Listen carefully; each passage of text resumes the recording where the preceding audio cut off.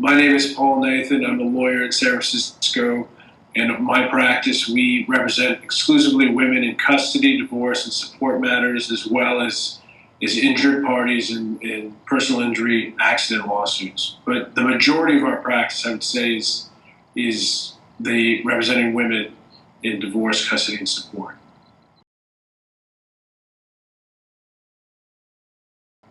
Not in California. The only time I've seen that happen is when we had a party who was overseas. We had to hire a process server overseas to serve that party, and they just didn't answer. So I guess they did know about it. They just chose not to do anything. So because we have the Constitution, which requires due process, everybody has this right to give a say in a lawsuit they're involved in or any action, that you have to notify the other party. If you can't get a hold of them and you try and you either serve them and they don't do anything, or if they've just disappeared off the face of the earth, and you then would have to say, have a process to try to serve them. Then you go to the court and say, I can't serve them. I don't know what happened. I don't know where they are. Then you have to get an order from the court to publish the summons, and then it goes to a newspaper. We have that going on right now in a case where you get the order, then you pay the newspaper. They do this all the time. It's the legal notices. It's the section, ironically, that nobody reads. So you publish the summons in there. It's a little notification that goes in the back of the paper saying, "Dear," whatever it is, there's an action involving you. It would be a dissolution action, and you need to respond. This is the court it's in, and who you need to contact.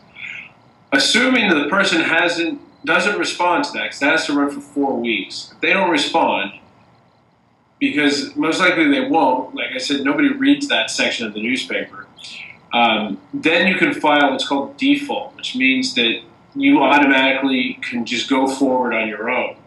And then you would propose whatever you're looking for, whether it's custody of your children or child, distribution of assets. Basically, the court would only be hearing from you to make the decision.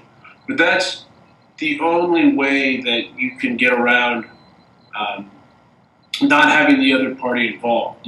Nobody's going to keep you divorced. You're not required to be divorced, but you are required to make your best efforts to reach your husband or your spouse that you're divorcing. And if you can't reach them, then you've got to publish. In California, it's a minimum of 6 months.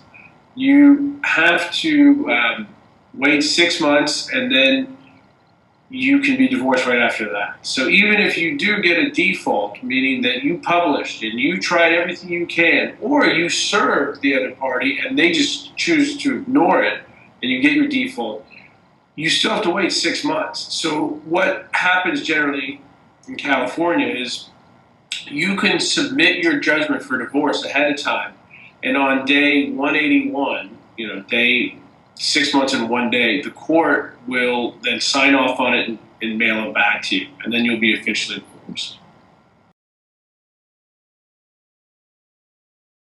Well, there's no such thing as a fast divorce. There's something called summary dissolution, which means if you were married less than a couple of years and you don't have children and your assets are below a certain amount, then you can move for a quicker divorce.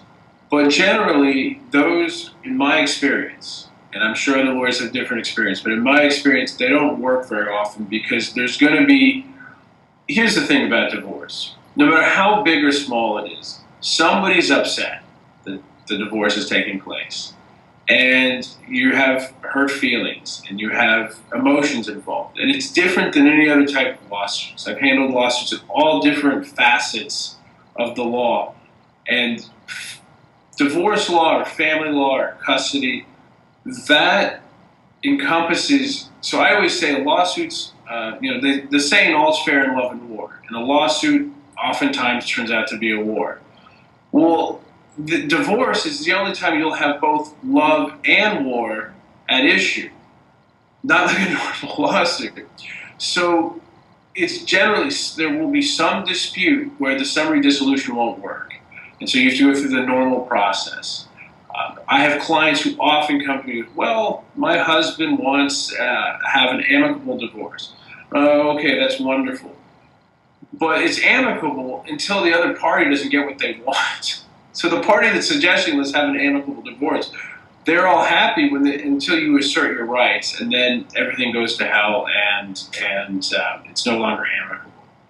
So the quick, fast divorce is rare because there are not many people who fall into the categories of having below a certain amount of assets, no children, and married for a short time. And even when they do qualify, it generally doesn't happen any quicker because there's some dispute why one party who's upset at the other party. And so it ends up lasting longer than anticipated.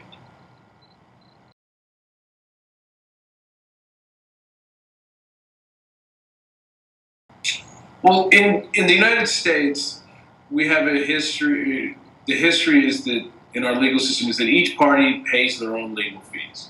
However, in California, we have a provision which says that if one spouse doesn't have any funds, or there's a disproportionate amount of funds, so if you're married to some billionaire and you're somebody who doesn't make that much money, well, that's not fair because the court doesn't want to see you get steamrolled because of a lack of funds. So they will make the party pay, who's got the more funds, pay for your attorney's fees. Now, that's the law. It is sometimes difficult to get fees awarded. Oftentimes, I have clients who come to me, well, my husband ought to pay. Well, if he makes under $200,000 or $150,000 and he lives in the Bay Area, or California in general is very expensive, and you make 50 or 75, the court may not award attorney's fees because they're not going to have him break the bank to pay for your fees when it's expensive for both of you to live here. And that's, clients of mine get very upset over that, but it's not my opinion. That's just what happens. But fees will be awarded often when there's a big disproportionate amount of income on one side versus the other. But generally, the majority of the time, you're going to pay your own legal fees, unless you fall into that lopsided income category.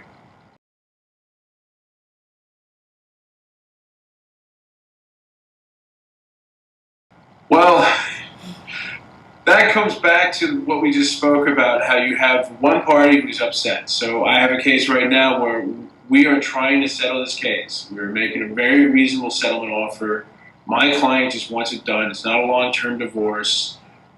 There's assets, but she's willing to cut them right down the middle, and the other side will not respond. And he's answered the petition, so we can't go get our default and then proceed without him. So what you can do at that point is then you have to use the tools of getting the court involved. And this is very important, especially if you're going to do your divorce on your own. You want a paper trail. You do not want agreements over the phone. If you do agree to something with your spouse over the phone, follow it up with an email, even a text message showing who you're sending it to, and you're sending it to your spouse. Something in writing, because like my grandfather used to say, he was a great lawyer, said an verbal agreement is worth the paper it's written on. It's not worth anything. So you always have to follow everything in writing. And the reason you're doing that is if you do come to some type of agreement, or your spouse says something, this is very common, where they'll say something, they'll lose their temper, and they'll write you back a text message, or they'll tell you over the phone, and you just confirm it that I'm never going to agree to this. Well, you have to anticipate 5 steps ahead, which is a judge may be looking at that. And you want the judge to see the history there, not just from what you remember, but actually something in writing. So, and that goes back to what do you do if they won't respond or if they're obstructing the process? Well, you can get the court involved. You can do what's called a request for order, where you're asking the court to determine an issue that you can't get your spouse to respond to or agree to. Or you could, a lot of courts will have what's called an at-issue memorandum. You're saying, listen, judge, we've got an issue we can't resolve. We have to have a trial on this matter. Generally, the at-issue memorandum will then, because the courts can't hear all these cases, and the majority of them will settle. So what they do is they set up some type of mediation or settlement conference. They can call it any number of things. Mandatory settlement conference, judicial conference, mediation, where they will set you up with, like in San Francisco, for instance, they'll set you up with 2 or 3 lawyers who are experienced in this area of law, and they'll help you try to resolve the case, the issue that your spouse won't respond to. Now, if your spouse continues not to respond, even after this mediation or this settlement conference, those lawyers, whether or not they will admit it, will report to the judge. The judge will have an idea of what happened. That's not good for the judge to think that you're obstructing the process. So then, assuming the process is obstructed, you make a reasonable offer, and then you end up, worst case scenario, you have to go to trial. And let's just say you get the same result as what you offered, or a better result for yourself. You can then go for sanctions under Family Code 271, which the court can award sanctions against the party who obstructed the process. Especially, like I said, if you end up with the same result as what you were seeking, or a better result than you were offering, then there's a good chance you can get sanctions, because the court does not want their time wasted with people just obstructing the process because they're just upset at their spouse. So that's what you can do. And let me also put a caveat on this, is that, and I do talks on divorce to women's groups all over California, and I will tell you, if you're feeling overwhelmed by the process I'm describing, that's normal, because, and I think I'm a rather eloquent speaker, but I've never come up with a better way of summarizing the divorce process other than saying it sucks. This process sucks. It's not fun. You've got to go to court. Somebody's going to be hurt, and even if you're the one who wants to divorce you, you're still going to be hurt because you married this person, probably most likely with the anticipation you're going to be married for a long time. So it's a lousy process, but those are the rules.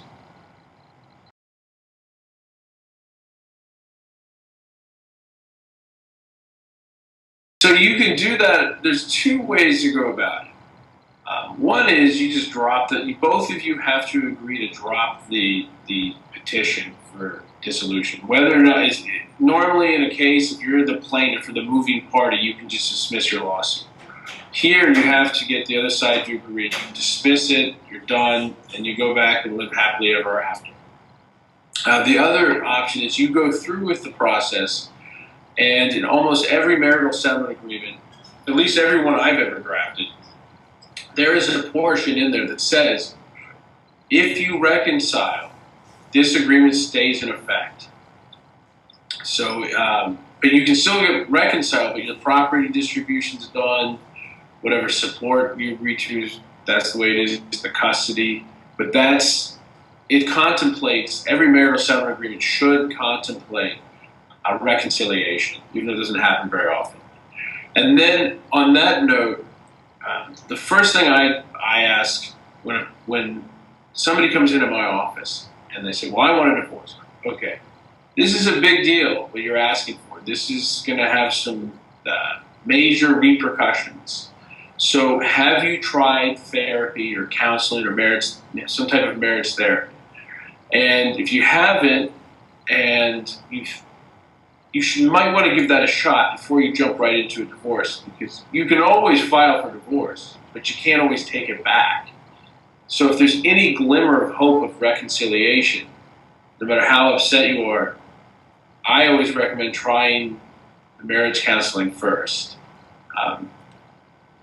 About half my potential clients listen to me, the other half totally ignore me. But that's what I suggest.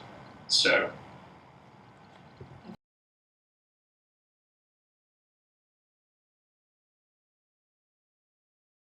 If you do your divorce on your own, which is fine, one thing I tell everybody is Do not sign a document until you have a lawyer review. And I cannot tell you how often I have a client call me and say, well, I signed this marital settlement agreement, but I don't think it was fair, so can you set it aside? No, generally I cannot set it aside.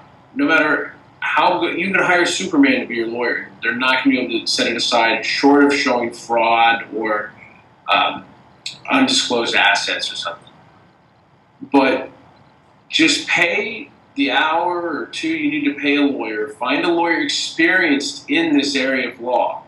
Don't talk to your cousin who's a criminal defense lawyer because it's very nuanced, this area of law. So a lawyer in another field you may know who's willing to do it for you for free may not understand the meaning of the words and the phrases used in an agreement. So make sure you hire, at least for an hour, somebody experienced in family law or divorce to review that agreement before you sign it, because that agreement is a big deal and it's very hard to have it overturned. So you don't want to sign that lackadaisical